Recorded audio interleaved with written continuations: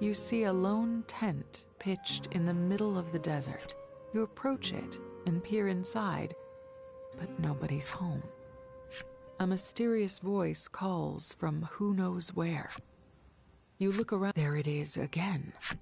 Clearer this time. You turn and look behind you. There's a severed head in the sand. Or at least, it looks. The head frantically beseeches you for aid. Apparently it hid in the sand during a monster attack, and you all grab hold and pull in an attempt to dislodge the perhaps not disembodied head. And wouldn't you know it, it was attacked. He helpfully informs you that there are 2 others who were separated from the troop during the attack. He says they too may have hidden, or otherwise. You resume your search, eyes primed to pick out anything unusual.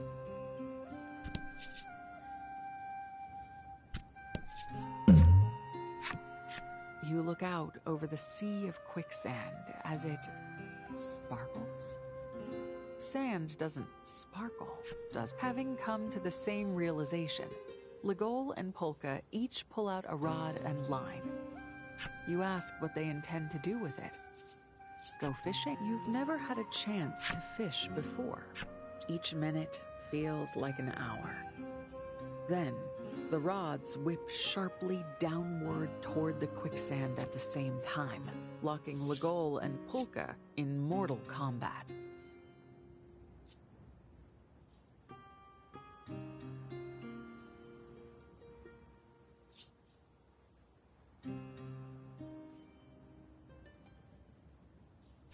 The rod quivers.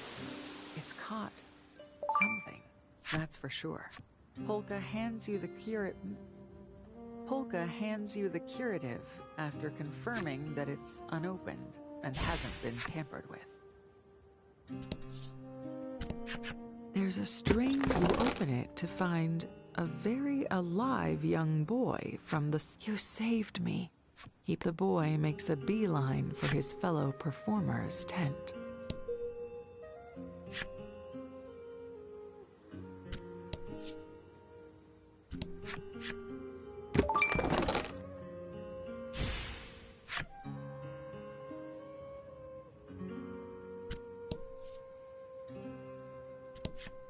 This cactus doesn't look unusual at first glance.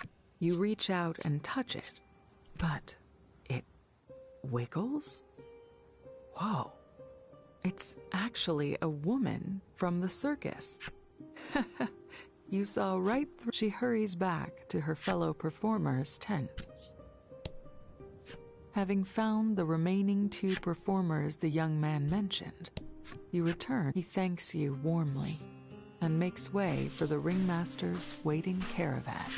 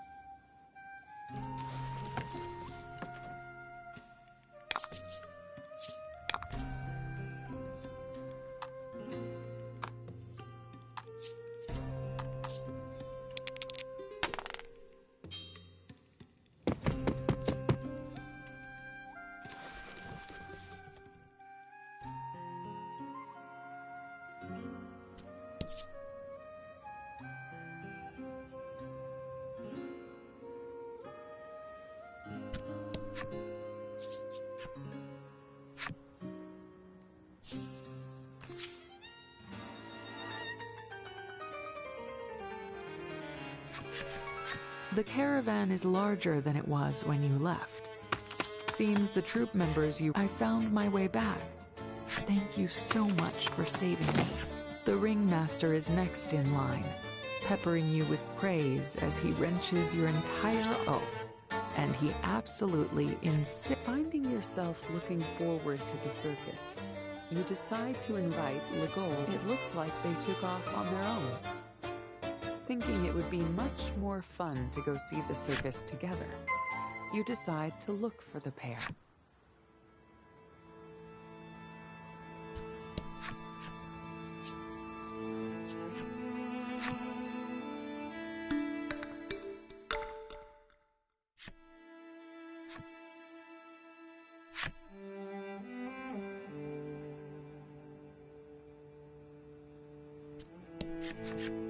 You find Polka holding a cup with some kind of golden liquid in it. A gentle-looking woman, the woman whips the monster and roars with laughter.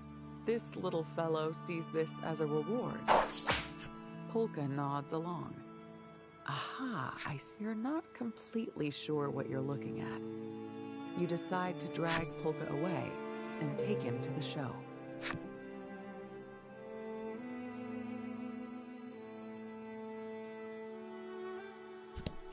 The shopkeeper's wares are indeed as attractive as forcefully advertised. Somehow you manage to resist parting with your money and walk on by. Free of her cactus cosplay, the woman now balances herself adroitly atop a monster. And as if that weren't impressive enough, they've only gone and synchronized their breathing as well.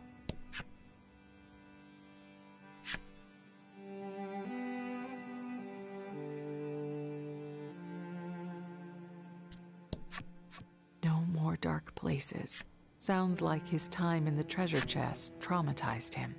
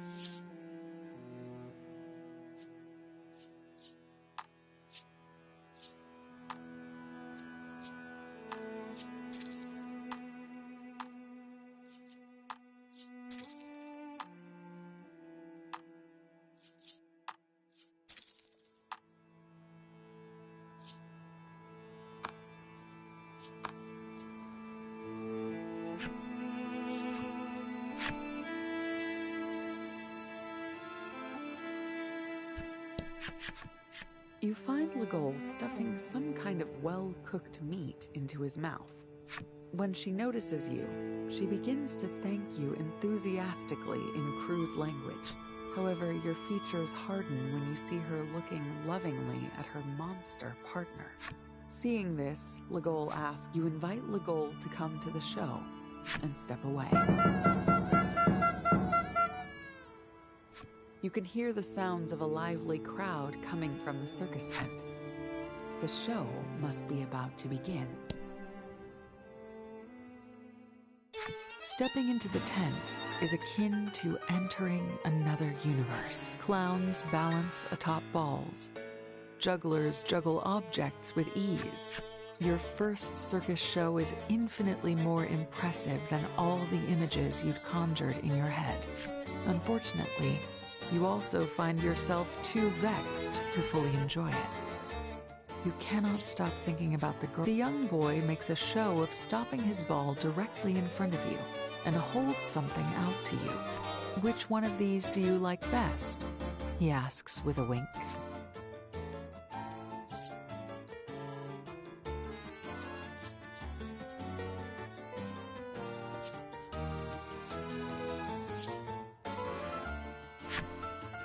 You point at the potion bottle, but the boy simply keeps smiling at you. He makes no effort to hand it over. The boy points to his own round nose. You stare intently at his nose, but nothing happens. He then points to his hand. You look down at your own hands and... what? The curative is already in your hand. You cannot help but gaze at the prize that so wondrously found its way into your possession. The Beast Tamer is the next performer to take the stage. It seems she's going to put on some sort of monster show, as you'd expect. Though this time, she's joined not just by the rat, but other foul creatures. And just like that, the goodwill engendered by the young boy's gift evaporates, and your heart hardens anew. The Beast Tamer, however, has no idea that you harbor such sinful desires, or she tries to. But one of the beasts begins raging out of control. "Help!" the ringmaster shouts in a panic. You instinctively grip your weapon and leap out of your seat to confront the monster.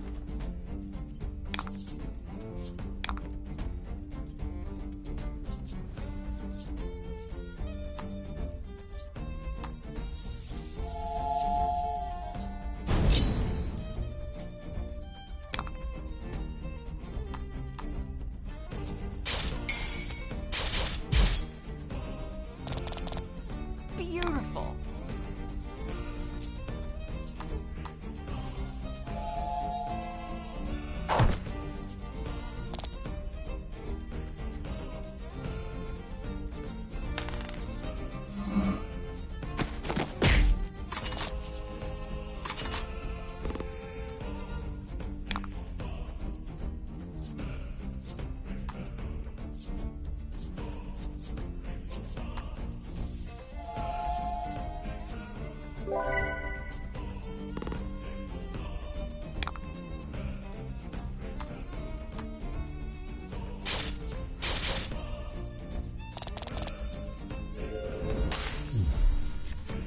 The monster is nearly dead. You prepare to strike the killing blow, only for you unleash your fury upon the girl as she protects the monster.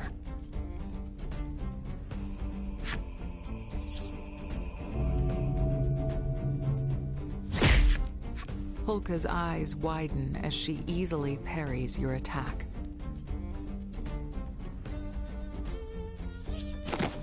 "Listen, story," she says, hugging you so tightly you can hardly move.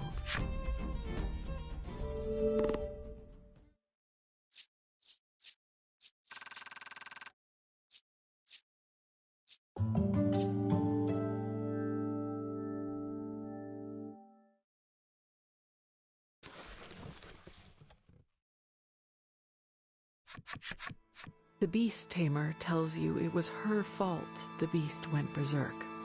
She accidentally trod on its tail as she issued her command. It wasn't the monster's fault, she says. Tears well up in her eyes. It was her own inexperience.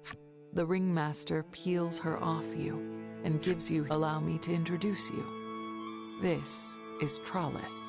He follows up the introduction with yet another unexpected request. He wants Trollis to accompany you. Apparently, the idea came to him as soon as he saw your masterful command. Trollis, trembling, turns her gaze to you. You hesitate. "That's a fantastic idea," bellows Polka, agreeing in your stead. The Ghoul turns to Trollis. "We're all talking around you. Is this what you want?" Trollis thinks for a moment. Yes, sensing no way to push back against the overwhelming force of Polka and the ringmaster. She breathes frantically through her nose. Do best. Do best, she says eagerly. This is shaping up to be a fun journey, Polka says, visibly excited. Polka has apparently invited himself to join your crew. Legol starts to say something, but Polka is— We must celebrate the start of Trollus's training, the ringmaster shouts. Not a moment later, everything and everyone is in motion. The various performers jostle you about as they rush up to wish you the best and tell you to take good care of Trollus.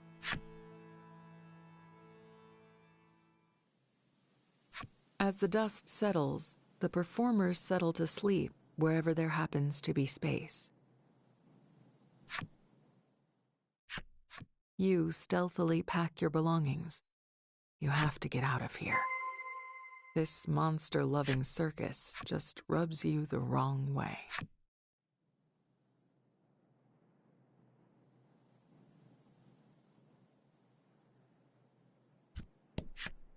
A cold-looking sweat dots the clown's brow, and you hear a faint groaning as you pass by. The woman giggles in her sleep. The monster by her side quietly drools onto the ground. Whatever dreams they're having, the acrobat is sleeping adroitly perched in a headstand atop a monster. So that's what consistent training can do for you. The snoring emanating from the ringmaster could saw down an entire forest. The boy sleeps peacefully, buried up to his neck. And his name was Barry. Trollus is sleeping soundly, her partner cradled preciously in her arms.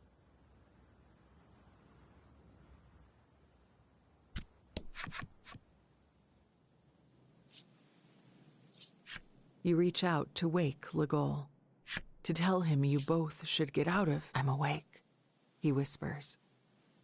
You look more closely, and he must have known how you felt. The two of you agree to sneak out of the circus.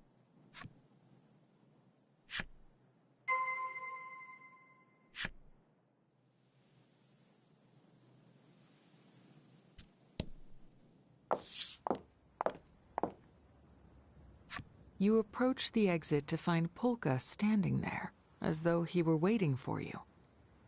This is sure to be awkward.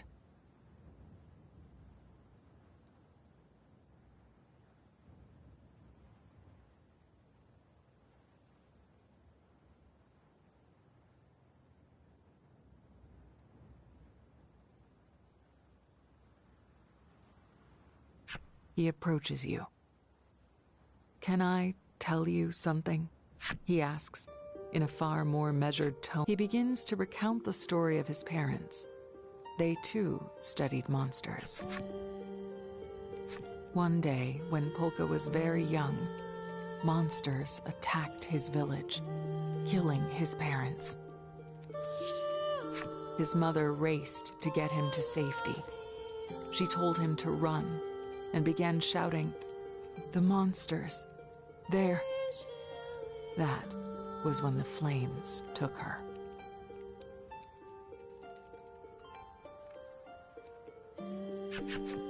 Polka tells you that he began studying monsters in the hopes of one day understanding what she was trying to say. He lowers his head and confesses that he needs your help in order— You Sub-Terrans have the power I need to solve this mystery. I know it. You search his face. He's being sincere. You nod. Polka is no longer just someone you met, or just some scholar. You tell Polka you'll help him once he answers one question. Hatred reduces the mind's capacity for serious inquiry, he notes, his smile exposing gritted teeth. So, he's suppressing his hatred of them beneath a veneer of reason and logic. That'll already leave? Comes another voice. Your chatter must have woken Trollis. Her strength will serve us well. We should bring her with us, Polka adds, sensing your reluctance. Serve well, Trollis parrots, sweeping you off your feet. Thus were your defenses eroded and your ranks bolstered. You depart the circus with your new companions.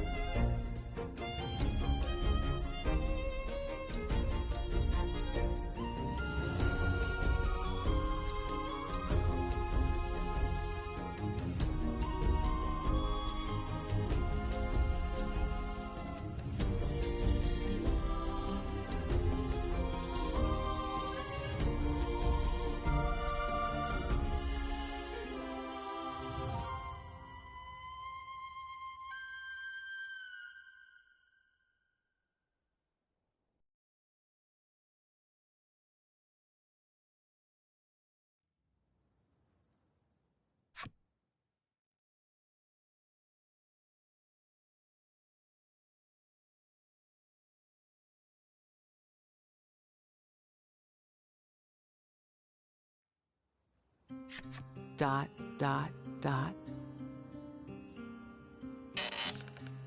Dot, dot, dot. Somehow, your group finds themselves wandering in the desert. You had no problem with letting Polka lead the way, but the sand skiff soon sailed headlong into quicksand and met with disaster. Well, that's not good.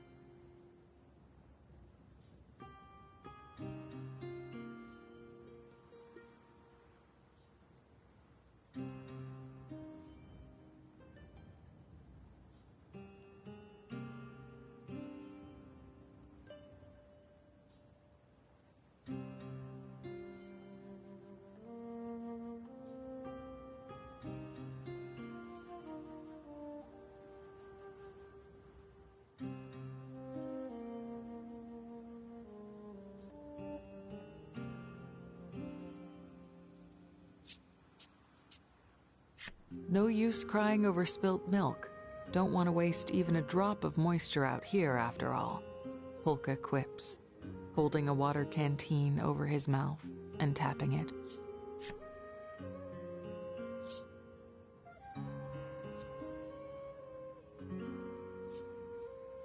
You lack the energy to react to Polka's little jest and remain splayed and unmoving on the deck.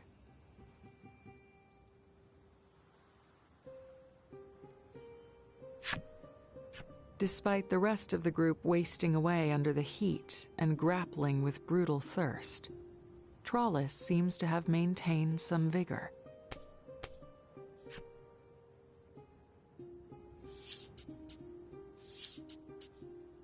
Trollis's nose twitches as she sniffs at the air a bit.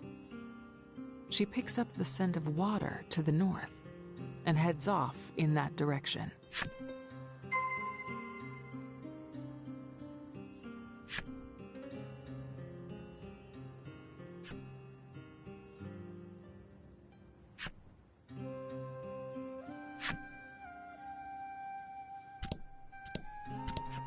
A musty smell wafts from the rocky area beyond.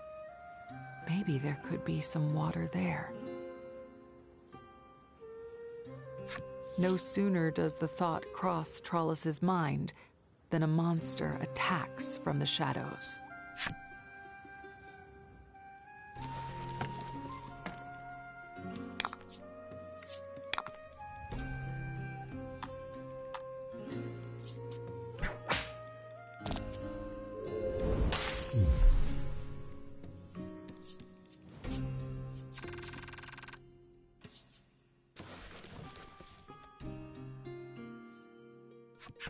The rush of victory over the monster is short-lived, as there doesn't seem to be any water nearby.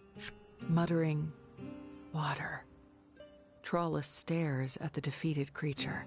The beast does seem to have a great deal of, well, liquid.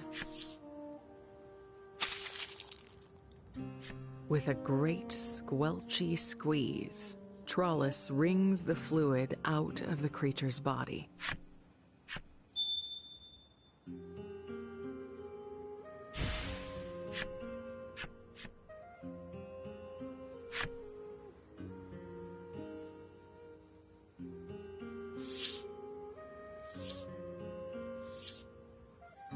Trollus returns to the sand skiff and helps everyone drink some of the slime juice. Each, in turn, regains their vitality. The juice is faintly sweet and tasty. Polka asks, "Where'd you come by this stuff?" However, Trollus's reply leaves something to be desired. "Squeezed it. Everyone drank. Everyone better." Polka inclines his head, deep in thought. But the group decides to have Trollus lead them to where she located the sweet liquid.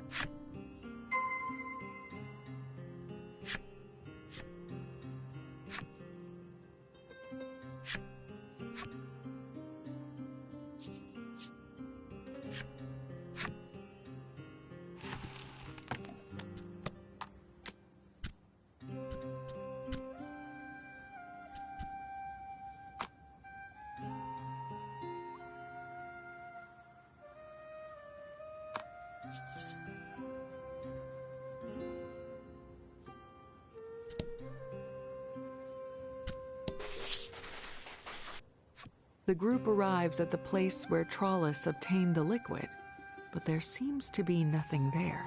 Did Trollus bring all of it back in one trip? As you mull your thoughts, Polka suddenly you take a closer look and see that there are cracks running through the rocks. They just might break open if hit with enough force.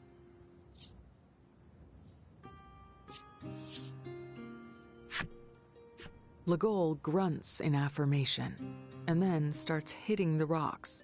Over and over again he pounds on them, until blood oozes from his fist, and flecks of it splatter the stones. With a cracking sound, the rocks break apart. You can continue on. Beyond the rocks, a barren waste stretches out before you. The party decides to press on through the arid expanse, in hopes of finding a place to rest and eat.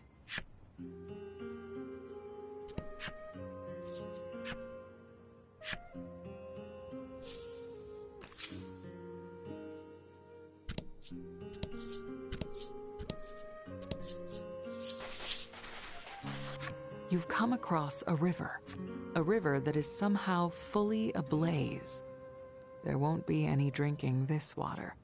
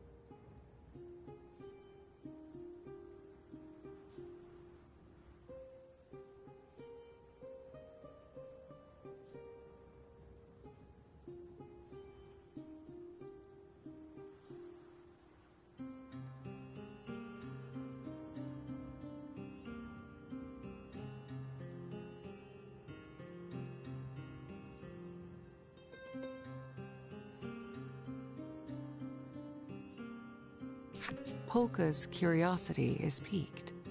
He shouts, "But water cannot burn. It defies scientific reason." Next to him, Trollis's nose twitches. She's evidently located something with her keen sense. The party opts to trust in Trollis's nose and heads off in the direction she indicates.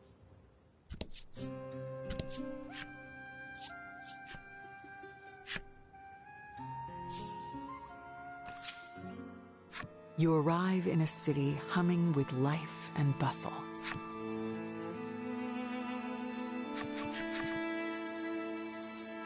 There! Trollis practically falls over with excitement as she whips her hand out to point at the food stall. The stall is stacked high with fresh grilled meats, which are by all accounts the source of the smell she noticed.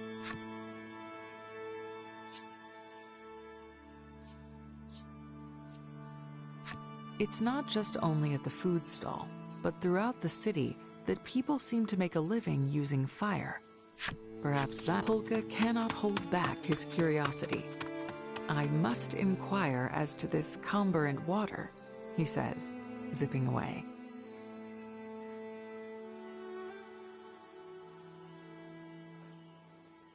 In fact, he zips off quickly enough that you and the others lose sight of him.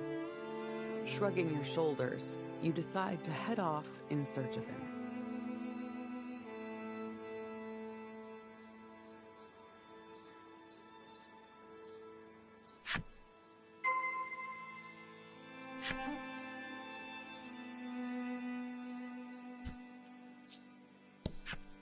The woman is lost in thought as she gazes at the flames from a distance. Love and fire are rather similar, aren't they? You find her incomparable presence so overwhelming that you are unable to even ask about Polka.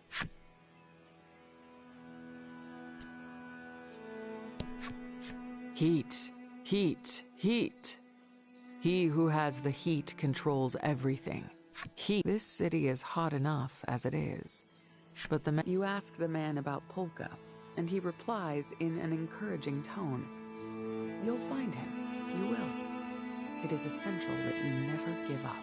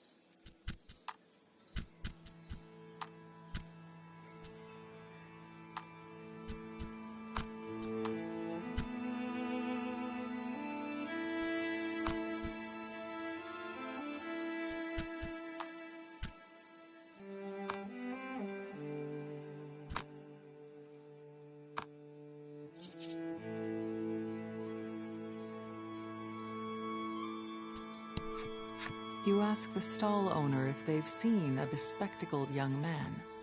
but they shake their head and say that there have been no customers of that description. The young man is mumbling something. Listening carefully, you put the snatches of audible words together. It sounds as though he is unhappy about the local aristocrat. Apparently, said aristocrat is monopolizing the tinder water supply and reaping massive profits from it. You ask the lad about Polka, and he answers quickly, he ran off toward the pet shop.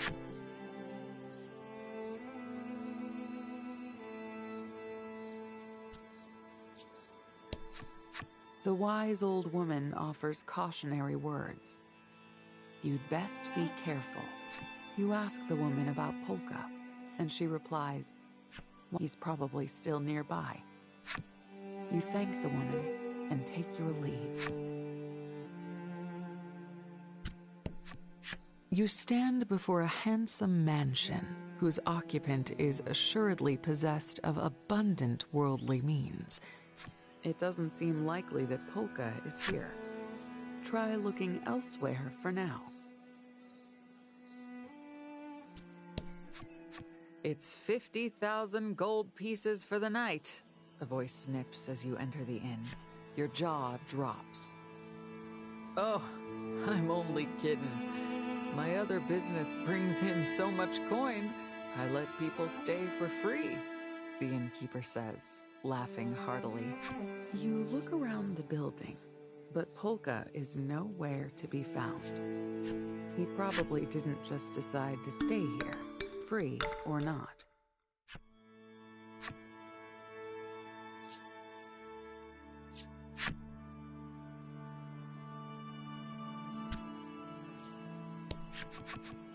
You locate Polka in a state of considerable He notices you a moment later and starts chattering rapidly.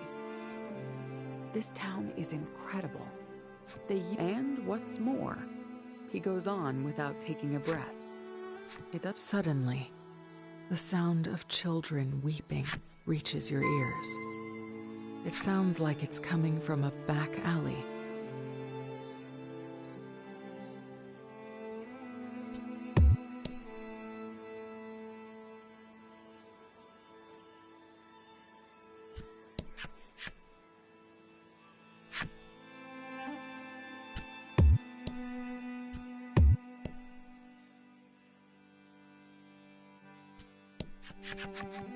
In the back alleyway, two emaciated children stand alone, with naught but the clothes on their backs.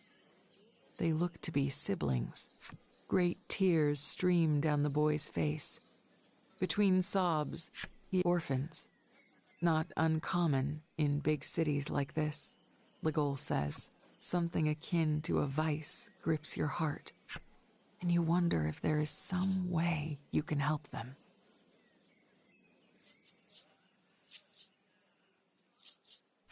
You hit upon an idea. Why not ask the aristocrat making huge profits from the tinder water for assistance?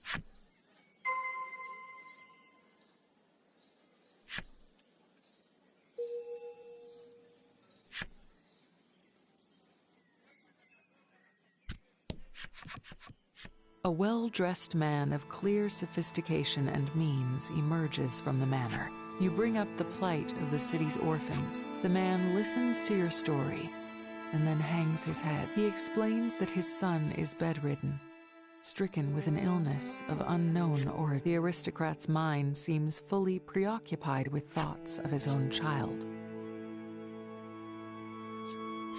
At a loss, you look over at Polka. He catches your glance and then offers to examine the aristocrat's child. Polka explains that he has some medical knowledge. It looks as though Polka will be performing an impromptu medical exam. According to Polka, the aristocrat's child has been poisoned. The man's jaw falls open. That cannot be. My household employs silverware that reacts to poison in food. You suggest the possibility that there could be a venomous... At this suggestion, the aristocrat blurts out, "The flame primal." Polka explains that if the source of the poison was indeed somehow the flame primal, and then, as though struck by an idea, he adds, "Ah, and perhaps as a thank you for my doing so, we might discuss aid for the poor orphans of the city?" "Yes, of course." Seeing the aristocrat's immediate response, you can't help but be astonished by Polka's wisdom and negotiating skill. Upon leaving the manor, Polka explains, with no small amount of pride in his voice, it seems like his running about all over the city wasn't for nothing.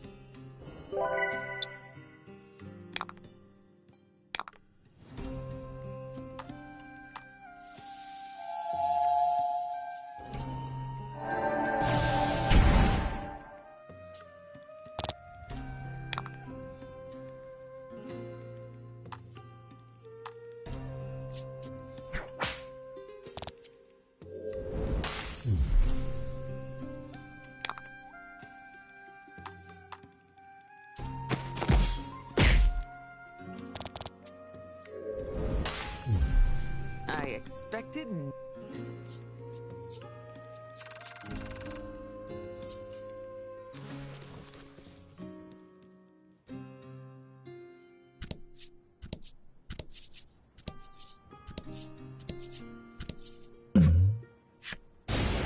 Ominous clouds swirl above you, darkening the sky.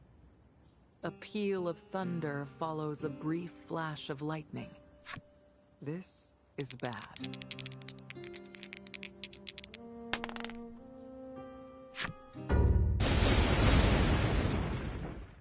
Everyone leaps out of the sand skiff and lies flat on the ground in a frenzied attempt to avoid being struck.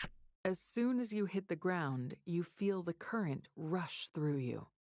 No one suffers a direct hit, but it's close enough that the ground makes sure you all feel the shock. You all stand up, muscles involuntarily twitching as the current runs its course. The dark clouds break, and you all drag yourselves back to the sand skiff.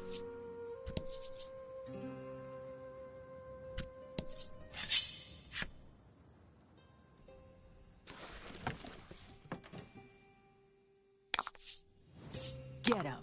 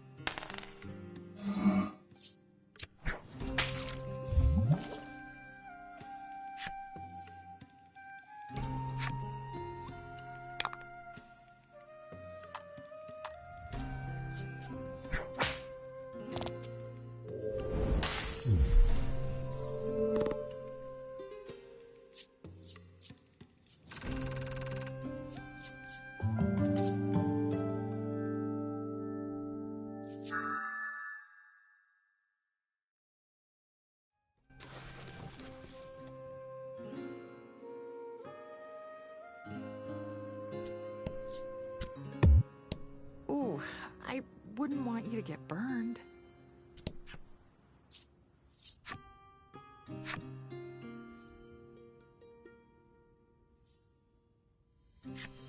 Polka warns, don't breathe too deeply here.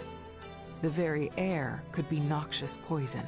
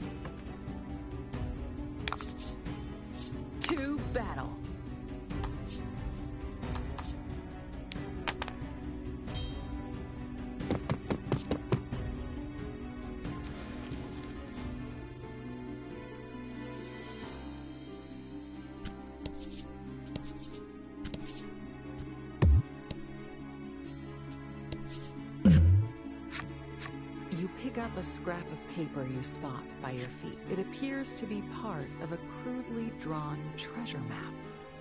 A sketched treasure chest lies between a lake, white mountains, and rocky... A treasure map! Everyone shouts at you in unison. You slip the scrap of paper into your pack and make a mental note to keep an eye out for the location the doodle depicts.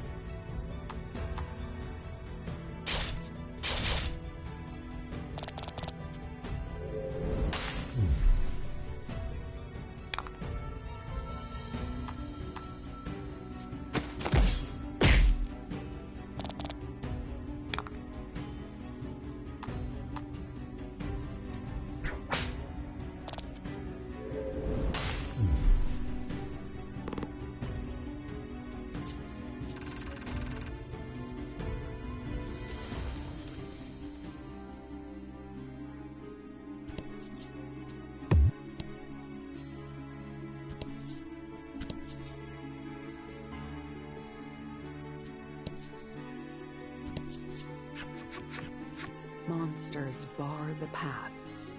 They probably don't see many humans around here, given that the lake is surrounded by fire.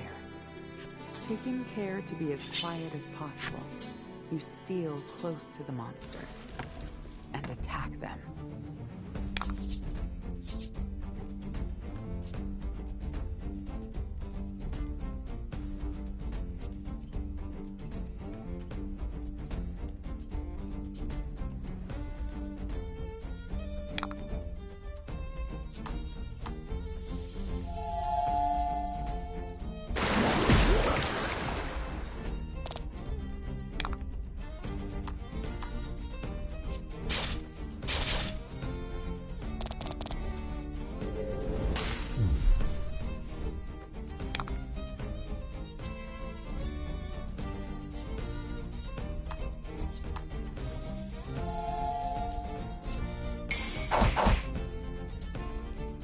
Beautiful.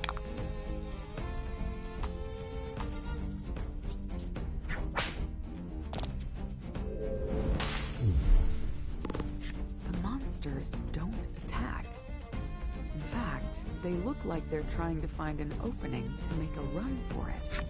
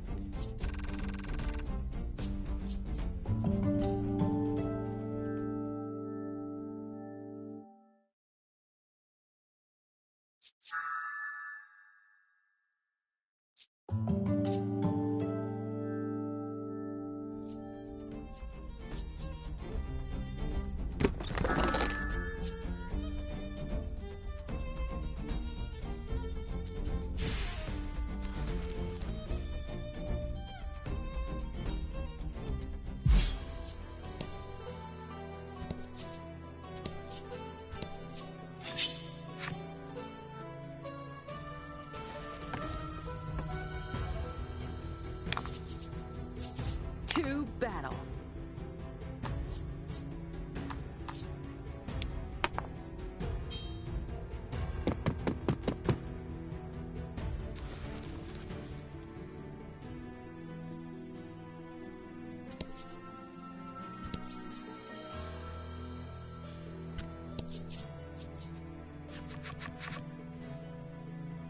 You survey the area for some way to cross over, and spot someone in a time long past built a bridge here, though it has since collapsed from the heat. Suddenly, an idea strikes you. Maybe I can use the steel primal's power to manipulate metal and make it so we can cross.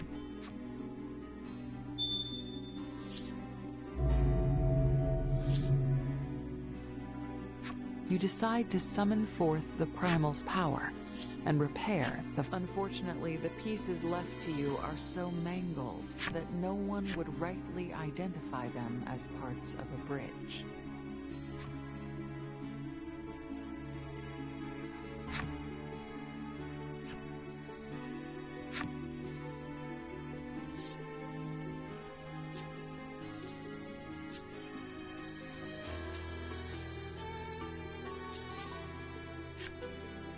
That piece doesn't connect, I'm afraid. Perhaps you should try another.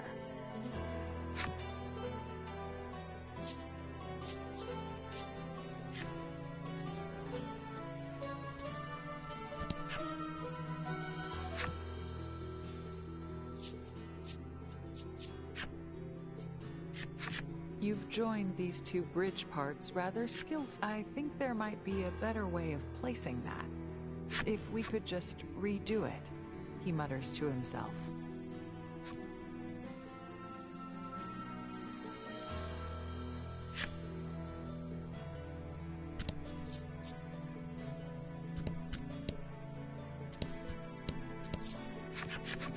With the steel primal's help, the bridge you've built remains firmly in place. It actually looks quite sturdy. You should be able to use it to cross as many times as you like. As if crossing over a lake of fire weren't enough, you quickly survey your surroundings and see more. You call upon the steel primal once more and prepare to improvise another bridge.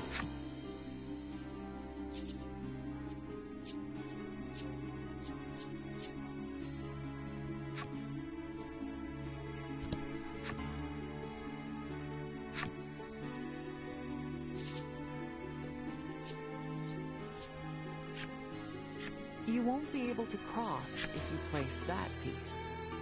Try another, perhaps.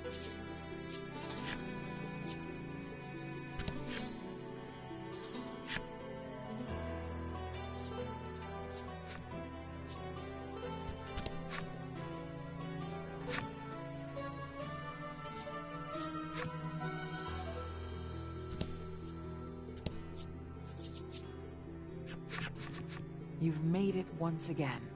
But before you summon the steel primal a third, but the pieces the primal hauls out of the tinder water. You look back at the bridges that brought you here. Alas, you've built Trollis, seeing the worry on your face, chirps encouragingly. Search. We will find. Must be way.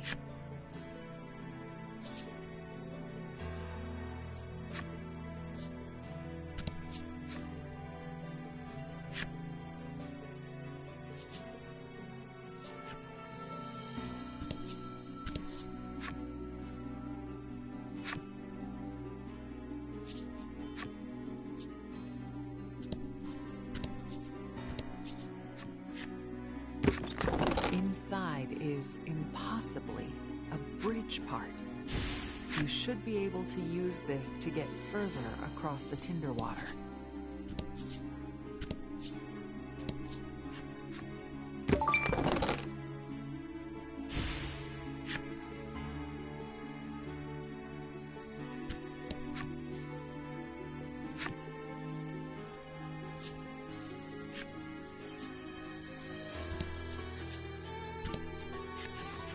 Trollis gazes intently at you. She's noted your mask. She explains that ever since she was picked up by the circus at a young... However, as she puts it, she has not managed to improve in the slightest. She asks you to give her some pointers on how to get monsters to obey, and you reply,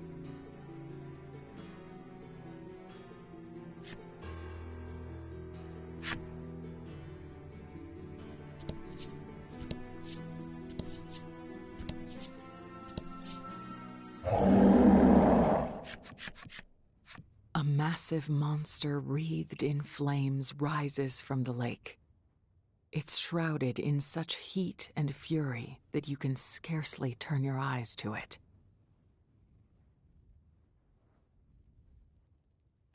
This is, in all likelihood, the Flame Primal.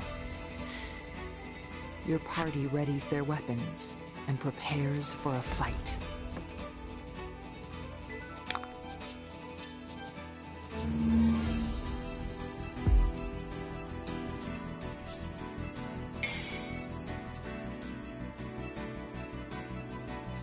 Slay this beast for the children!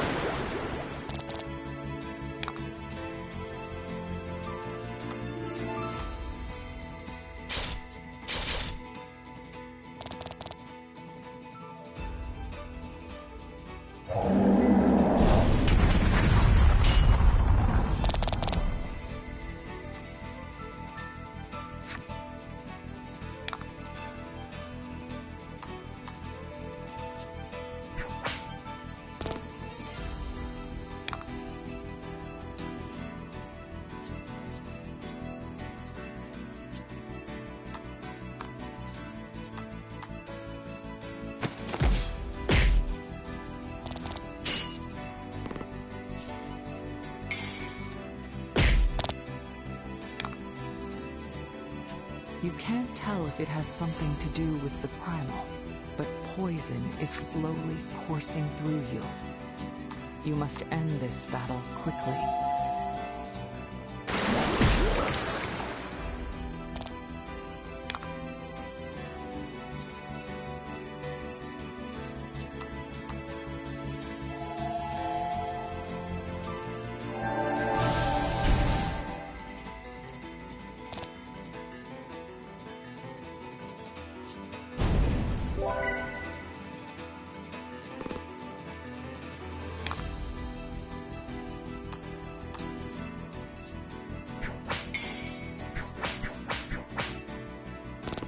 Beautiful!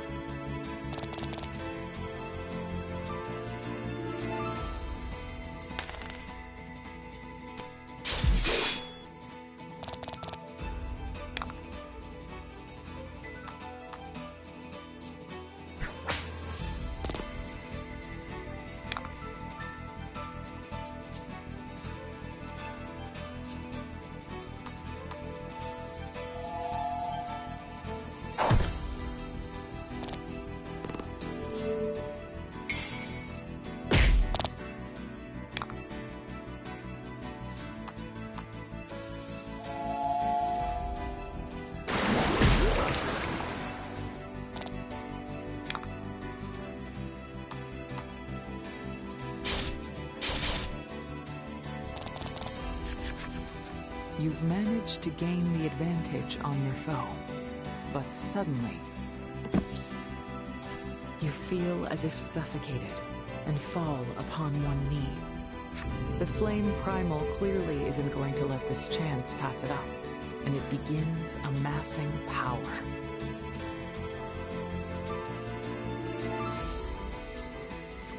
Barely thinking, you go left, attempting to dodge the Primal's attack. But your foot catches on something. You shut your eyes, believing this might be the end of you.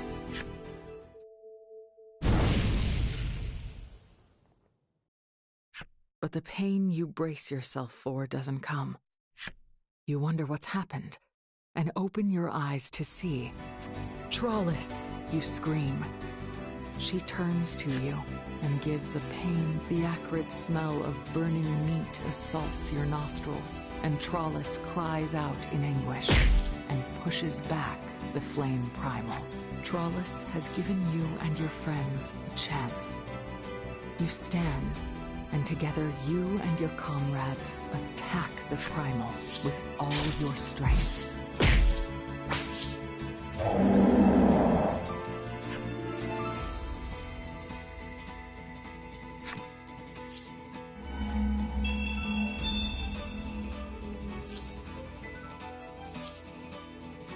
You've done it. You've beaten the flame primal and sealed it within a card.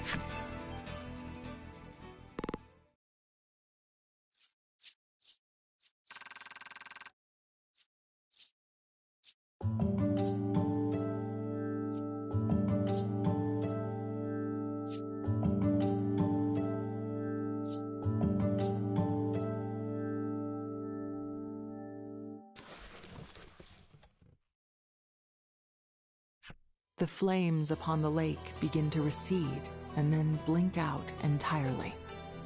Perhaps because you've beaten the flame primal?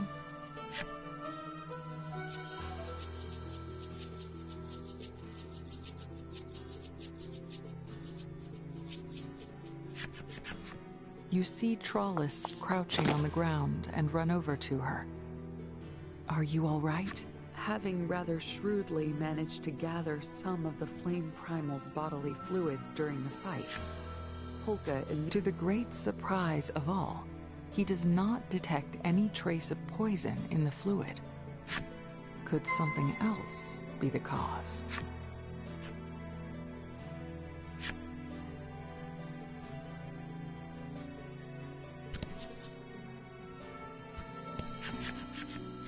Polka collects some of the lake water in a bottle.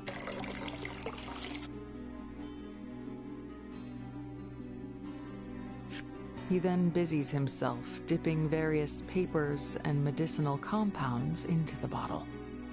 At length, he makes a curious face.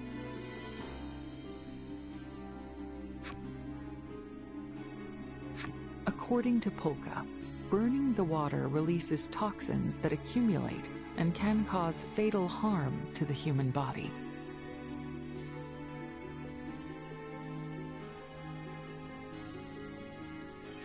Your party decides to head back to the City of Flame and inform the aristocrat of your findings.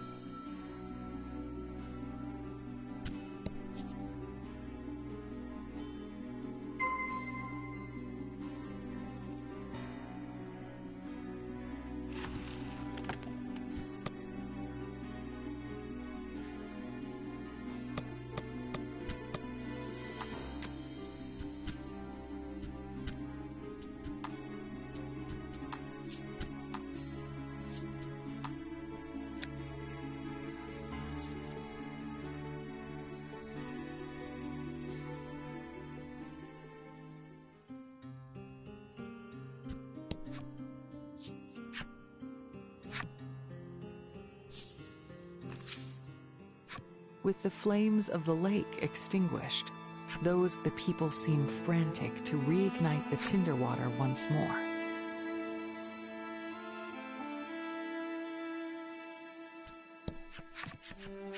Pulka's medicine succeeds However, he is quick to indicate that Pulka advises that should they wish to prolong the life of the child, and of all those the aristocrat shakes his head and says, "That we cannot do."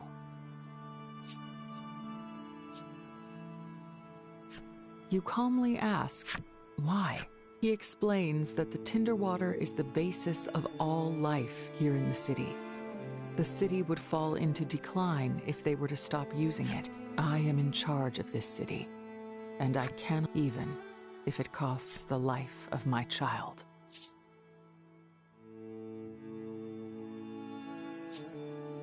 Pulka's voice is quiet. I cannot claim to understand how those who rule over others make their choices. Trollis scratches her chin, clearly racking her brain. She replies, "You ask the man if there is some way to resolve this impasse." He grimaces. Maybe if Nuterra existed, then all would be solved.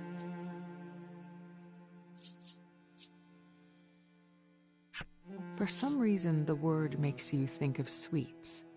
So you take a shot in the dark and ask if it's a fan. Pulka explains, Nuterra is said to be a mysterious land, abundant. The aristocrat picks up the thread.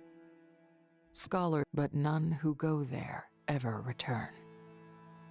With that, the man gives you a large amount of food and sends you away from the manor.